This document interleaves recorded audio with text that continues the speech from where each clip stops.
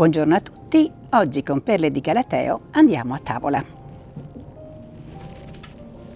E osserviamo più da vicino un elemento della nostra tavola, il tovagliolo con le sue 7 regole d'oro. Più la tovaglia e l'evento sono importanti, maggiormente sarà necessario che i tovaglioli siano perfettamente abbinati. Viceversa, una tovaglia allegramente colorata o in fantasia permette di accostare tovaglioli diversi, ma comunque intonati per foggia, colore e fantasia.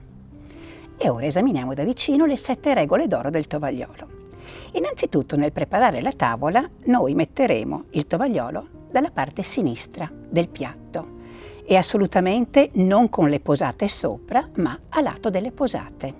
Ricordiamoci poi che il tovagliolo non è un foglio di origami e quindi la piega deve essere molto semplice e non pretenziosa, perché meno si maneggia il tovagliolo e meglio è. Seconda regola: il tovagliolo prima di iniziare il nostro pasto va adagiato sopra le ginocchia e lì rimane per tutta la durata della nostra cena.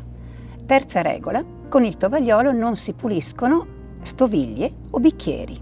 Quarta regola: prima e dopo aver bevuto ci si pulisce la bocca con il tovagliolo, tenendo in questo caso il tovagliolo con la mano sinistra perché inoperosa. Quinta regola: per pulirsi la bocca si utilizza il tovagliolo dalla parte interna, che poi velocemente si ripiegherà e con cura. Questa norma ha chiaramente un valore funzionale, in quanto eventuali residui di cibo rimarranno all'interno del tovagliolo e quindi non visibili, e inoltre in questo modo eviteremo di sporcare sia la tovaglia che il nostro vestito. Per le signore poi attenzione al rossetto. È vietato assolutamente macchiare il tovagliolo con il rossetto ed è brutto anche lasciare un alone di rossetto sul bordo del bicchiere.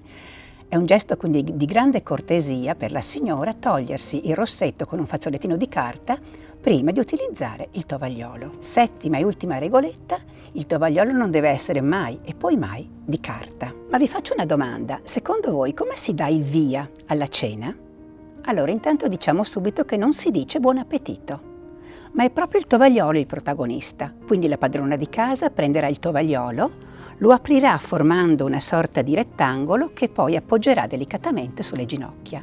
E così come lei, anche tutti gli altri commensali la seguiranno. E così c'è il via alla cena. Avete quindi capito che le buone maniere sconsigliano di annodare il tovagliolo attorno al collo a mo' di bavaglino oppure di infilarlo nella bottonatura della camicia.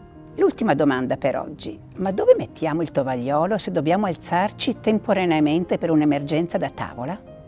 Allora di sicuro no, dove l'abbiamo trovato a sinistra, perché ovviamente lasceremo un tovagliolo non certamente candido accanto al nostro commensale. La soluzione offerta dai manuali di buone maniere è di poggiare il tovagliolo sulla seduta della sedia, o meglio ancora, se la sedia avesse il bracciolo, nel bracciolo, assicurando così un'opportuna discrezione al nostro gesto. Il tovagliolo lo metteremo sul tavolo senza piegarlo quando ci alzeremo per l'ultima volta prima di lasciare la sala.